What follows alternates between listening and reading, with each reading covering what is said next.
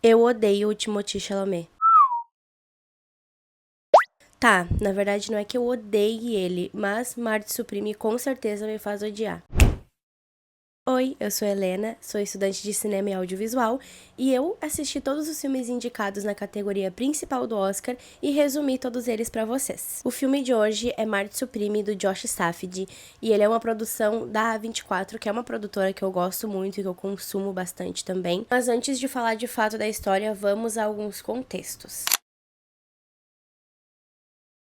O filme é baseado em uma história real do Marty Raisman, que foi um atleta jogador de tênis de mesa que popularizou o esporte ali em Nova York. Ele começou jogando em clubes clandestinos, onde as pessoas iam pra apostar nos jogadores e viam ali as partidas de tênis acontecer, e depois de muito treinar e se preparar nesses clubes, ele chegou em competições oficiais. Aqui o enredo é levemente inspirado nele, porque claro, traz muito mais drama, traz mais conflitos, aquele exagero de ficção mesmo, e retrata o Marty, o protagonista, como um verdadeiro filho da puta. Agora falando um pouco da produtora, né, da A24. A A24 ficou muito conhecida por filmes indie de terror e com filmes que tinham protagonismo LGBT. E até hoje, sim, ela segue esses princípios, mas com a explosão que eles tiveram nos últimos tempos, eles abriram ali o leque de produções e começaram a arriscar em filmes mais populares, como foi o caso de Eternity com Elizabeth Olsen ou de Amores Materialistas com a Dakota Johnson. A produtora, que antes trazia atores e atrizes que estavam começando ou que não eram tão populares, começou a investir também em filmes que chamavam atores que já estavam mais consagrados e começou a fazer umas histórias um pouco mais básicas, digamos assim, para um público menos nichado. E ao mesmo tempo que sim, isso é muito bom para a produtora, porque aumenta o lucro, aumenta a popularidade, as pessoas começaram a conhecer outros filmes que não eram tão assistidos através de filmes que fizeram mais sucesso. Acaba que muitas vezes eles produzem filmes sem um propósito artístico muito claro. E no caso de Marte Supreme, ele tem todos os mecanismos possíveis para empurrar a narrativa goela abaixo, sem desenvolver muito bem as tramas. O filme começa com o Marty, que é o personagem do Timothée Chalamet, trabalhando ali na loja de sapatos do tio dele. E ele ali, um vendedor, aparentemente ele é muito bom. E chega uma menina, a Rachel, com a desculpinha de que ela tinha comprado um sapato ali com ele e acabou esquecendo dela na loja. Mas isso é uma desculpinha pros dois irem pros fundos da loja ali pro estoque para ficarem se agarrando. Enquanto os dois estão indo, o tio do Marty chama ele ali no escritório, que fica, né, no caminho pro estoque, e fala pra ele que quer fazer com que ele vire gerente da loja, que ele merece ser promovido, que tá na hora de ele assumir um pouco mais de responsabilidade, já que ele é adulto. Mas ele dá um chilique com o tio dele falando que ele não vai ser gerente, ele não nasceu pra ser um vendedor de sapatos, ele vai pegar o salário dele naquele dia e vai comprar a passagem pra ir pro campeonato de tênis de mesa, porque ele quer vazar dali o mais rápido possível. E logo nesse início a gente já vê o quão detestável como pessoa o Marty é, e não por ele não querer o cargo na loja, não por ele ter ambições, né, ter sonhos maiores, mas sim porque ele se acha melhor do que todo mundo que tá na volta dele, e ele faz questão de passar por cima dos outros pra ter o que ele quer. Então, ao longo do tempo ali, um pouco mais de 2 horas de filme, ele vai tomar muitas decisões erradas, ele vai fazer muita merda, e ele coloca todo mundo que tá ao redor dele na merda também, e depois ele se salva sozinho e deixa todo mundo na merda, ele é bem esse tipinho. E nesse caso, o Marty, ele foi feito pra ser uma representação daquele sonho americano, e mostrar aquela boa parte da sociedade que sim, passa por cima do que for e de quem for pra conseguir o que quer. Então ele tem um objetivo muito claro na cabeça dele, ele vai fazer de tudo pra chegar lá e não importa quem ele afete no caminho. Ele discute ali com o tio dele enquanto a Rachel ainda tá escondida, depois os dois vão pro estoque e literalmente fazem um filho. Mas a Rachel é casada, o marido dela é horrível e essa subtrama ainda vai render muito, e vocês vão percebendo ao longo do enredo que nenhum personagem se salva. Corta pra uma cena do Marty no clube, né, onde ele tá treinando, no que deveria ser a hora do almoço dele, mas ele dá um perdido no tio e no outro funcionário, deixa o funcionário ali da loja trabalhando sozinho. Aqui ele recebe uma ligação da mãe dele fingindo que tá passando mal, que tá doente, que tá morrendo, pra ele voltar pra casa e levar ela pro hospital. E a gente entende que os dois não têm uma boa relação. A mãe dele é muito narcisista, muito controladora. Então o Marty caga pra ela, volta a treinar, e quando ele perde, porque ele não tava enxergando direito a bolinha, porque a bolinha, né, do tênis de mesa é branca, e o adversário dele tava com uma blusa branca também. Daí ele implica com isso, e ele tem a brilhante ideia, enquanto ele tá jogando, de fazer bolinhas laranjas, que se destacariam, né, e seria fácil de enxergar independente da cor da roupa. E assim, eu não entendo nada de ping-pong, mas o Marty tem um amigo ali no clube e o pai dele é cheio do dinheiro. E eles apostam muito no Marty porque eles acham o Marty um bom jogador. Então ele consegue convencer esse amigo e ele e esse amigo vão convencer o pai do amigo a investir, a gastar muito dinheiro na produção dessas bolinhas laranjas pra eles conseguirem vender. Isso tem relevância pro filme? Não, mas vai enfatizar mais pra frente o quão filha da puta o Marty é. Depois de passar o dia treinando, ele chega na loja do tio pra buscar o pagamento. O outro funcionário já tá fechando a loja. E o tio dele, que não é flor que se cheire, dá um perdido nele, vai pra casa e fala, não, ele não vai te pagar hoje, ele já foi embora, né? Amanhã vocês se resolvam. Aí o Marty, como ele é muito paciente e educado, pega uma arma na gaveta do escritório ali do tio dele e ameaça o outro funcionário de, eu vou só pegar o que ele me deve, era $700, eu vou só pegar o meu pagamento pra eu poder comprar minha passagem e vou embora, entendeu? E aí, tu fica aqui bem quietinho, finge que nada aconteceu, ou me denuncia também, foda-se, eu não vou estar aqui. Então ele convence ali o funcionário do tio dele e com dinheiro e passagens em mãos, ele vai pra Londres competir. Já em Londres, o Marty consegue ser ainda mais insuportável, até porque ele é estadunidense, e ele reclama de absolutamente tudo. Ele reclama que é muito frio, ele reclama do alojamento, e ele arma ali um pequeno barraco com um dos representantes do campeonato, e por algum motivo ele consegue uma hospedagem no hotel onde a parte administrativa e os treinadores e os representantes estão hospedados, que é um hotel ali de luxo, bem rico. No hotel, ele quer chamar a atenção da imprensa de todas as formas que ele puder, pra deixar o nome dele em alta. Então ele vai inventar um monte de mentira pra deixar a vida dele miserável um pouco mais interessante. E enquanto ele tá dando umas entrevistas ali, acho que no restaurante do hotel, a gente vai conhecer a personagem da Kay, que é uma atriz mais velha que vai ter um envolvimento ali romântico com o Marty. E como ele quer passar a perna nela porque ele sabe que ela tem dinheiro, ele descobre o quarto do hotel que ela tá hospedada. Ele liga pra ela, fica enchendo o saco ali, vem me ver treinar, vem me ver no torneio e tal. E como ela também é mau caráter, ela vai corresponder e ela vai até ele. Enquanto o Marty tá ali no hotel, ele esbanja, né? Ele tá na suíte presidencial, ele vai no restaurante caro, ele pede serviço de quarto. E não tem uma explicação exata de como ele consegue isso, mas na vida real, o homem que inspirou a história do Marty, ele tinha muitos amigos na mídia e na política. E assim ele conseguia muita coisa de graça. A Kay vai assistir um dos torneios dele, vai assistir o Marty jogar. E aí tem bastante cenas de ping-pong, ele tá ali competindo e tal. E por algum motivo, que não se sabe qual, muito provavelmente por carência, a Kay se apaixona completamente por ele. O Marty vai jantar com o amigo e treinador dele. E durante esse jantar, o treinador tenta convencer o Marty dos dois irem trabalhar sendo um dos shows do intervalo daqueles jogos de futebol americano. E o Marty não quer porque ele acha isso humilhante e acha que isso vai acabar com a carreira dele. E logo ele consegue fugir do assunto porque adivinha quem tá ali do lado a algumas mesinhas de distância? A Kay e o nojento do marido dela, o Rockwell. Na conversa que a Kay e o Marty têm, ela comenta com ele que o marido é um empresário, né? Ele tem muito dinheiro. E que agora ele tá lançando uma nova linha de canetas. E ali no restaurante, o Marty se oferece pra pagar a conta da mesa toda. E o Rockwell, obviamente, vem tirar satisfação porque, cara, nem te conheço. E o Marty meio que consegue dobrar ele falando não, porque o teu trabalho é muito importante, onde estaríamos no mundo sem canetas, não é mesmo? E o Marty já se promove ali como atleta também, fala não, eu trabalho com tênis de mesa e tal, vou competir, sou muito renomado. E o Rockwell até meio que debocha falando, isso é esporte? Aí o Marty fala não, é esporte sim e tal, aqui o meu treinador, ele já foi campeão. E um detalhe muito importante de citar é que o Marty, ele é judeu. E o treinador dele também, o treinador dele já esteve em campos de concentração. E o filho do Rockwell morreu na guerra tentando libertar os judeus. E eles vão estender um pouco mais a conversa sobre isso. O Rockwell, ele é bem passivo-agressivo, ele não é nada amigável.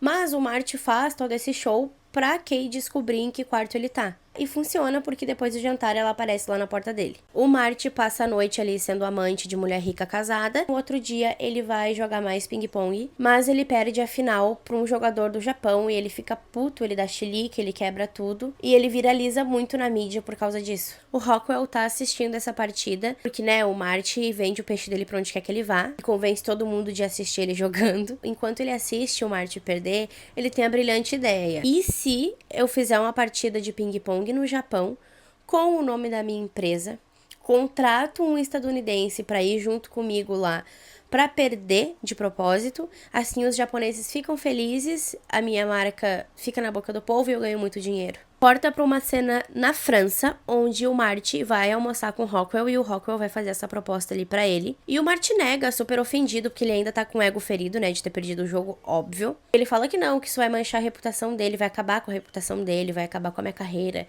Que carreira, meu filho. E o Rockwell até que pagaria bem pra ele. Daria ali a acomodação, né? Levaria ele no avião particular e tudo. Eles têm uma discussão sobre isso, porque o Rockwell meio que joga na cara dele, tipo, cara, que carreira, sabe? Tu virou piada, meu parceiro, tu perdeu.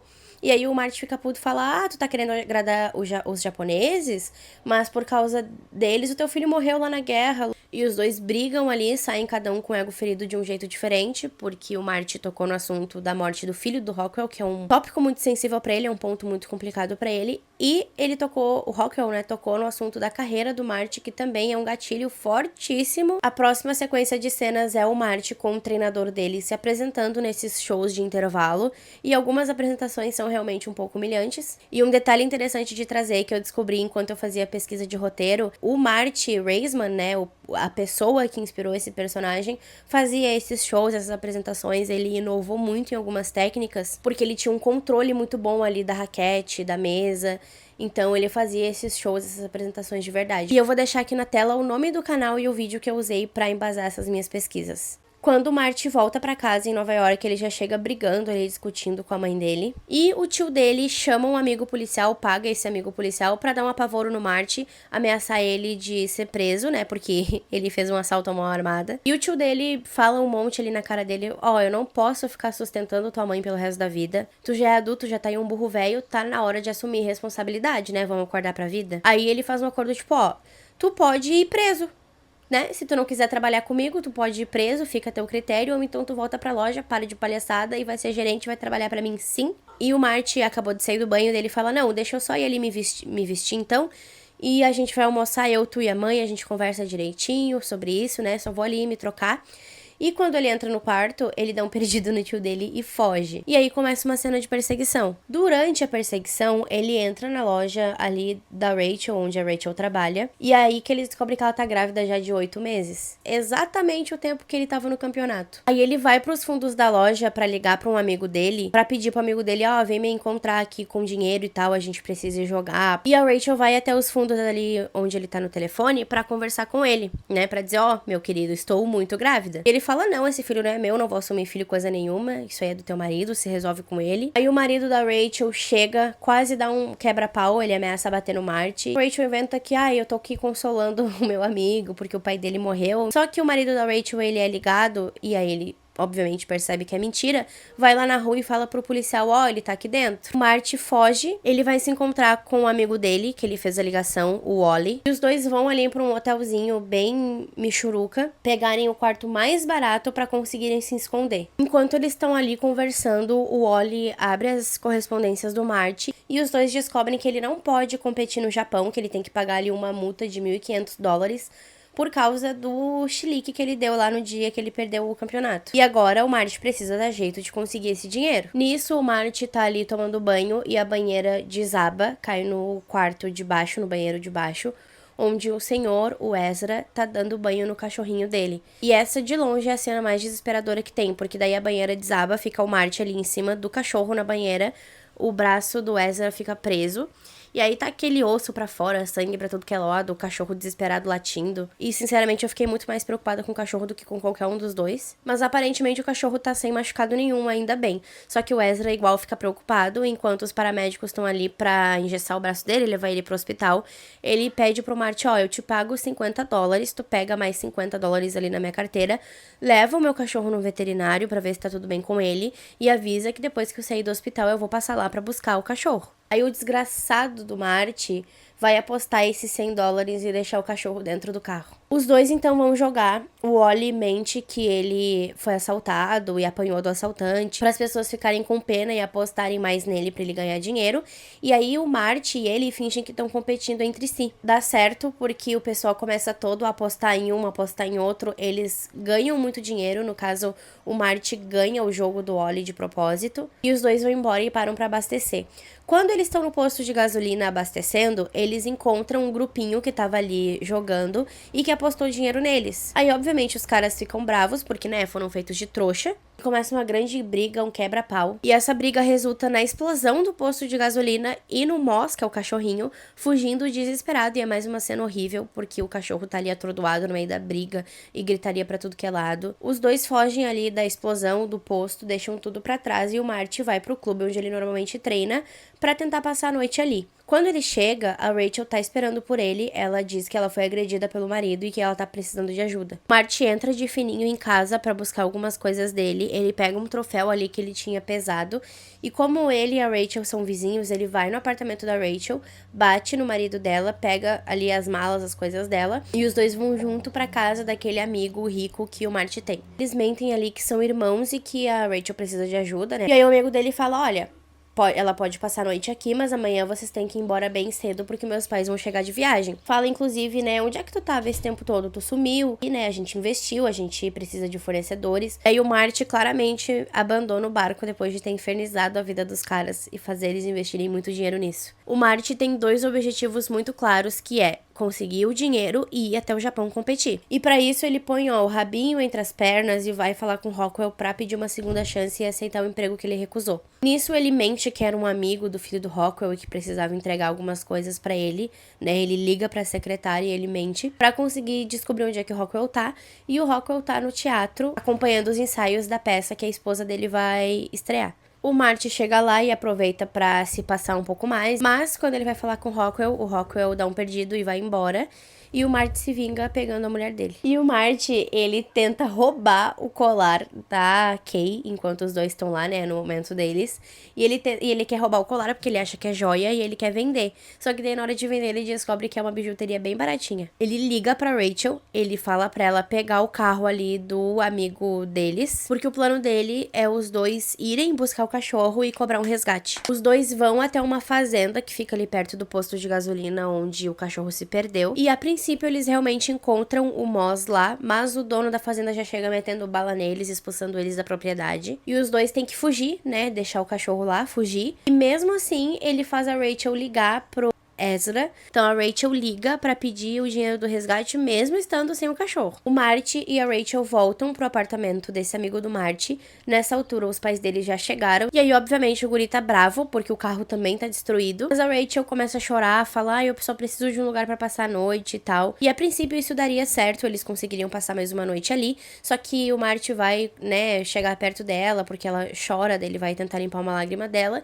E ele vê que o hematoma no rosto, na verdade, era maquiagem e que ela não apanhou do marido dela coisa nenhuma. Aí os dois brigam, começa uma gritaria, acorda todo mundo da casa, inclusive o pai desse amigo do Marty. O amigo dele joga todas as bolinhas pela janela, fala, quer saber, vai embora daqui vocês dois, olha o barraco que vocês estão fazendo. Os dois vão embora, né, brigados, e a Rachel vai pra casa pra falar pro marido dela que não, esse filho não é teu. Claro que os dois se separam e a Rachel decide que vai passar a perna no velho pra conseguir aqueles $2.000. Então ela liga pra ele e fala, eu tô com teu cachorro, me encontra em tal lugar com dinheiro e eu te entrego o cachorro. Mas lá na hora ele percebe que não é o cachorro dele coisa nenhuma. Vira uma confusão, o velho dá uma facada nesse amigo da Rachel que tava com o cachorro.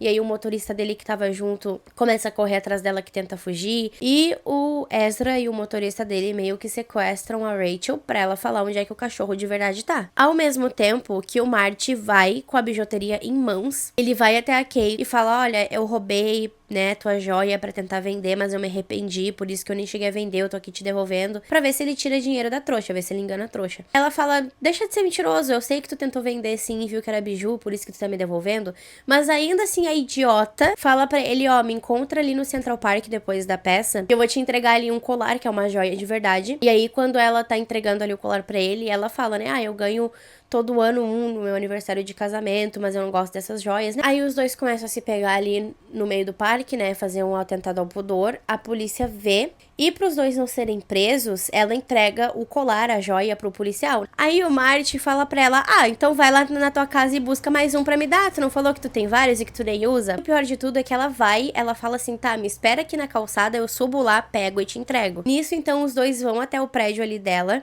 E ele fica esperando lá embaixo e ela sobe. Quando ela sobe, a gente vê que tá tendo uma festa pra comemorar a estreia da peça. A casa dela tá cheia de gente, de amigo do marido, de amigo dela, de colegas dela de trabalho. Ela até tenta dar um perdido nele ali, mas não dá certo. E o Marty, ele tá assim, poxa, ela tá demorando. Eu acho que ela não vai descer coisa nenhuma. Então eu vou subir. Quando ele sobe, ele até passa de fininho pelo marido dela, sem ser percebido, porque ele tá ali conversando com os amigos. E ele tenta falar com ela, mas não consegue. Daí ele pensa, bom, não tenho muita alternativa. Ele vai até o marido dela para incomodar ele dentro da casa dele. Ele se humilha bastante, bastante mesmo. Ele pede de joelho na frente dos amigos do Rockwell. Ele fala, pelo amor de Deus, tô te implorando, me deixa ir pro Japão. Depois que o Rockwell humilha ele, inclusive, bate nele com a raquete, o Rockwell decide dar uma segunda chance e fala, não, tá, chato, vamos, chato. Ele vai embora todo coitado depois de apanhar de raquete, de se humilhar na frente de um monte velho, e vai pro clube pra pedir pra dormir no quartinho dos fundos. Mais uma surpresa, porque a Rachel contou que o Marty sabe onde o cachorro tá, ela contou também onde eles podem achar o Marty. Então a Rachel tá sequestrada ali no banco de trás do carro e o Ezra e o motorista dele vão atrás do Marty e falam, ó, vem com a gente, tu vai me levar até essa fazenda aí que eu quero meu cachorro de volta. Vai todo mundo pra fazenda onde o cachorro supostamente tá, mas quando eles chegam lá o tiro come pra tudo que é lado e o Ezra e o motorista dele morrem. A Rachel também é baleada e o Marty pega o dinheiro ali, mas ele descobre que eles iam tomar um golpe porque não tinha 2.000 ali, coisa nenhuma. Mas de qualquer forma ele pega o dinheiro, ele leva a Rachel pro hospital. Chegando lá, ela precisa fazer uma cirurgia de emergência pra remover a bala e pro bebê nascer. E o que o Marty faz? O Marty vai pro Japão e deixa a Rachel sozinha no hospital com o filho dele que tá pra nascer prematuro, com uma bala que ela tomou por culpa dele também. Show de horrores. O Marty chega no Japão, ele encontra o treinador ali do japonês e ele chega falando, ó, hoje eu vou perder, mas eu vou perder de propósito, me aguarda pra ver na competição. E o treinador fala, meu querido, tu não vai competir coisíssima nenhuma. As equipes já estavam fechadas, eles não iam mudar todas as equipes por causa do Marty. O Marty fica bravo, mas já chegou o momento dele competir ali, de jogar com o adversário dele. Tem bastante tempo de tela dos dois jogando e conforme o combinado, o Marty perde. Só que quando ele perde, tem uma prenda bem Black Mirror, assim, porque a consequência, né, ali dele perder, tipo, o jogador que perdesse ia ter que beijar um porco. Ele fala, não aceito, quero uma revanche. Nojo do que eles fazem com os bichos nesse filme. Pra mim, foi o ponto mais inaceitável. Como ele não aceita perder, ele não aceita pagar essa prenda, ele sabe que ele não vai ser pago, ele sabe que as chances dele acabaram ali. E ele já não tem mais nada a perder, ele sabe que ele não vai poder competir, ele sabe que ele vai ter que voltar pra casa com uma mão na frente e outra atrás. E aí ele decide que pelo menos ele vai honrar o nome dele e vai mostrar que ele tem talento de verdade. Então eles jogam de novo e dessa vez o Marty vence. De volta em Nova York, o Marty decide que vai assumir o próprio filho, olha que atitude bacana. Ele vai até o hospital visitar a Rachel, ele fala que não vai mais sair do lado dela, né, me desculpa, tô aqui, né, tamo junto nessa. E a última cena do filme é ele indo até a maternidade ali, ver o filho dele pela primeira vez. E sem nenhum tipo de redenção, sem nenhum desenvolvimento na narrativa, sem nenhuma atitude prática que mostra que ele evoluiu como ser humano, ele simplesmente é um novo homem. E enquanto ele tá ali chorando, vendo o filho dele pela primeira vez, o filme acaba. Vamos lá. O pior de tudo aqui, com certeza, é o roteiro. Mas um ponto que pra mim é inadmissível é o maltrato aos animais, que não tem nenhuma relevância pra história. A atuação do Timothée Chalamet. Ele faz um trabalho competente no papel? Sim, com certeza. Só que todo ano ele lança algum filme e todo ano, magicamente, nas premiações, ele tá se preparando pra esse papel a vida toda. O meu filho tá estudando hoje pra profissões que ainda não foram criadas. Então o mínimo que ele tem que fazer é, de fato, entregar uma atuação competente, porque ele faz o mesmo personagem a vida toda. Mas ele é muito superestimado, as pessoas enchem demais a bola dele, falam que a atuação dele é fantástica, é de outro mundo. E não é, a atuação dele é competente, que é o que ele tem que ser, já que ele é ator. E agora, pra finalizar, eu quero falar sobre um último ponto técnico, que é a fotografia. Porque também não presta muito não, tá? É bem mediana, não tem um grande destaque, não tem uma boa composição, um bom enquadramento. Pra um filme que tem tanta informação, que é tão agitado, eu acho que a direção de arte ali, a fotografia, a própria direção, né, os ângulos e movimentos de câmera deveriam acompanhar esse ritmo e não acontece aqui. Então, por causa de toda essa junção de coisas, pra mim o filme não funciona.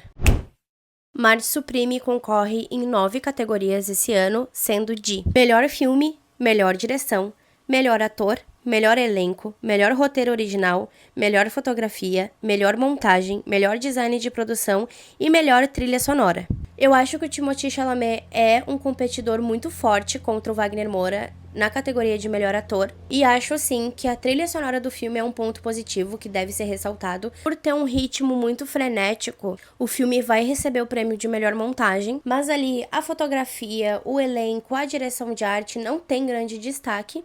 E como eu já falei no meu vídeo de Uma Batalha Após a Outra, os prêmios ali de melhor filme e melhor direção muito provavelmente vão pro Paul Thomas Anderson. Mas e vocês, já assistiram o filme? Concordam comigo? Discordam? Qual é a opinião de vocês? Me deixa aqui nos comentários e até o próximo vídeo.